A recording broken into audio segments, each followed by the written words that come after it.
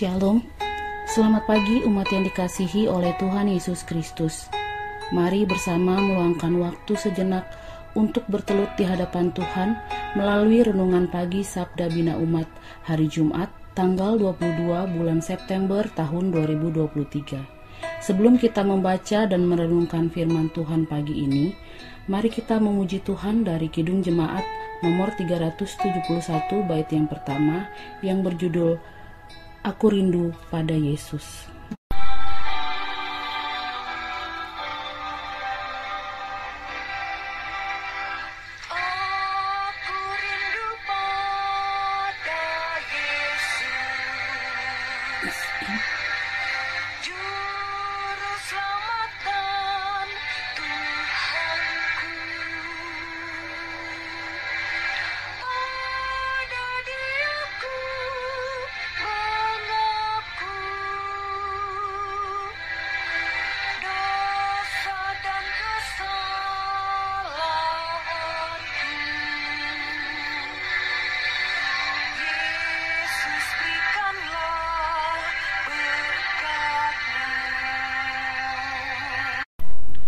Mari kita berdoa.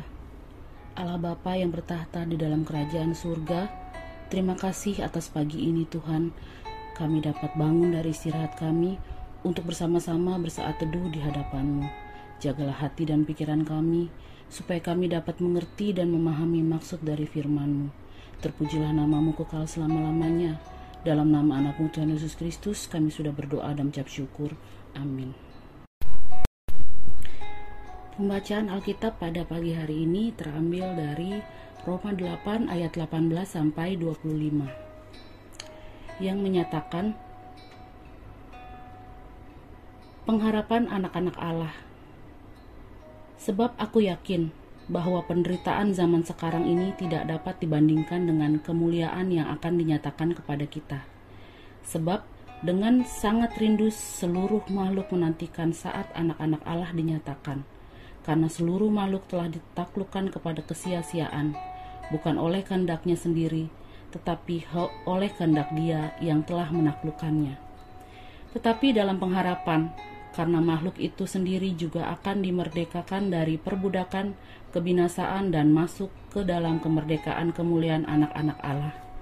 Sebab kita tahu bahwa sampai sekarang segala makhluk sama-sama mengeluh dan sama-sama merasa sakit bersalin. Dan bukan hanya mereka saja, tetapi kita yang telah menerima karunia sulung roh, kita juga mengeluh dalam hati kita sambil menantikan pengangkatan sebagai anak, yaitu pembebasan tubuh kita. Sebab kita diselamatkan dalam pengharapan, tetapi pengharapan yang dilihat bukan pengharapan lagi, sebab bagaimana orang masih mengharapkan apa yang dilihatnya. Tetapi jika kita mengharapkan apa yang tidak kita lihat, kita menantikannya dengan tekun. Demikian pembacaan Alkitab. Tema renungan pagi ini adalah pengharapan tidak kelihatan. Dapatkah saudara-saudari bayangkan jika Allah yang bertahta dalam kerajaan surga memiliki call center atau nomor telepon yang dapat dihubungi? Tujuan paling utama manusia menelepon nomor tersebut pasti untuk mengajukan gugatan dan berbagai keluhan-keluhan dalam kehidupan. Manusia ingin mencari tahu apa yang sebenarnya terjadi dan bagaimana cara mengatasi masalah tersebut. Sebisa mungkin mereka juga mengetahui tentang apa yang akan terjadi kelak dan kapan penderitaan mereka akan berakhir. Jika call center itu benar-benar ada, lalu apakah gunanya pengharapan manusia? Bagi Paulus, semua orang yang sudah percaya kepada Tuhan Yesus Kristus dapat disebut sebagai anak-anak Allah. Status yang sangat dekat antara Allah dan manusia diharapkan memunculkan rasa haus manusia akan pertemuan dengan Allah, Sang Bapa dari anak-anak. Namun, dalam masa penantian akan pertemuan tersebut, karena dosa maka manusia dihadapkan dengan berbagai persoalan dan rasa sakit, bahkan keluhan seperti rasa sakit bersalin, tertulis dalam ayat yang ke-22. Memang jalan itu tidak mudah, bahkan Paulus mengatakan pengharapan manusia masih belum terlihat. Kita dapat memahami yang belum terlihat sebagai sesuatu yang belum dirasakan. Jika pengharapan itu sudah dirasakan, dilihat, itu bukan lagi sebuah pengharapan. Saya sungguh bersyukur kepada Allah tidak bisa dihubungkan melalui telepon dan manusia tidak dapat secara langsung mengetahui apa yang akan terjadi kelak. Bila saja kita diberitahu akhir dari proses sebuah pergumulan, maka manusia tidak akan lagi berharap kepada Allah. Oleh sebab itu, Paulus mengajarkan kepada kita untuk tidak fokus akan apa yang mungkin terjadi kelak. Paulus menginginkan agar kita tetap bertekun dalam iman, seberat apapun itu. Tuhan senantiasa mempersiapkan yang terbaik karena kita adalah anak-anak. Umat yang terkasih, mari kita kembali memuji Tuhan dari Kidung Jemaat nomor 375 ayat yang pertama yang berjudul Saya Mau Ikut Yesus.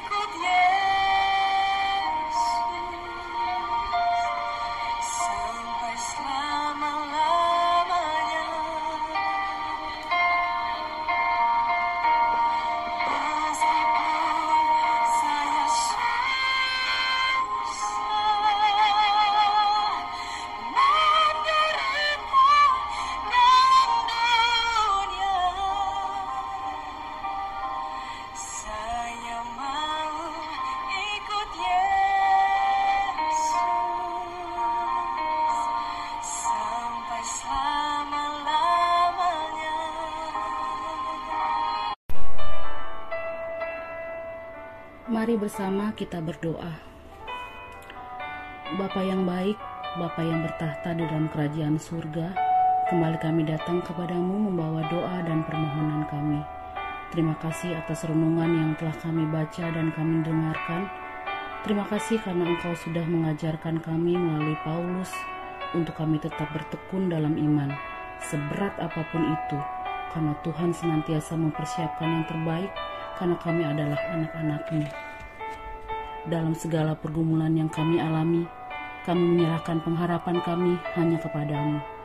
Ya Bapa, pada pagi ini kami juga ingin mendoakan seluruh warga jemaat GPIB Hosiana dimanapun berada. Berkati dan peliharalah hidup kami, supaya kami selalu berada dalam jalan-Mu. Selamatkan kami dari hal-hal buruk. Jamah kami satu persatu ya Bapa. Teristimewa kami mendoakan saudara-saudara kami, keluarga Bapak Adiono, keluarga Bapak Jusak Amanhas, dan keluarga Bapak Tony Andianustan. Tuhan jamah ketiga keluarga ini. Tuhan berkati kehidupan mereka. Kau tahu Bapa, apa yang menjadi pergumulan mereka. Kau tahu juga apa yang mereka butuhkan dan yang terbaik bagi mereka. Berkati mereka satu persatu, dari kepala keluarga, ibu, dan anak-anak, dan sanak saudara yang berada di sekeliling mereka, supaya setiap keluarga-keluarga ini bisa bersatu padu, saling mengasihi dan saling mengisi. Bapa, kami juga mau mendoakan Pelkat Persekutuan Teruna di GPIB Hosiana. Tuhan berkati pengurus dan pelayan dalam mereka menjalankan tugas-tugas mereka. Berikan kesehatan dan sukacita supaya mereka dapat terus melayani dan merangkul adik-adik layan, supaya apa yang telah mereka perbuat bisa menjadi berkat buat diri sendiri, juga buat orang-orang di sekitar mereka. Berkati juga adik-adik teruna dalam keseharian, pendidikan, keluarga, sosial, dan semua lingkup kehidupan mereka. Berikan mereka hikmat supaya mereka selalu rindu untuk bersekutu dengan-Mu. Kami serahkan juga program-program yang sudah direncanakan oleh Pelkat Persekutuan Teruna, supaya program-program ini bisa berjalan dengan lancar dan seturut dengan kehendak-Mu. Bapa yang baik, kami juga mau mendoakan pos-pos Pelkes GPIB dimanapun dengan segala program yang telah direncanakan, supaya bisa berjalan dengan baik, juga dengan hambatan dan pergumulan yang mereka hadapi. Tuhan yang juga punya rencana terbaik berkati pelayan-pelayan yang sudah melayani di pos-pos PLKS tersebut. Biarlah pelayanan mereka juga dapat menjadi berkat dan nama-Mu terus dimuliakan. Kami juga ingin mendoakan para TNI, Polri, dan para nakes. Biarlah Tuhan juga yang memberkati segala tugas dan pelayanan mereka. Berkati para Polri dan TNI yang sudah bertugas untuk menjaga keamanan negara ini. Biarlah mereka juga bisa bertugas dengan baik dan takut akan Engkau. Begitu juga pula untuk para tenaga kesehatan.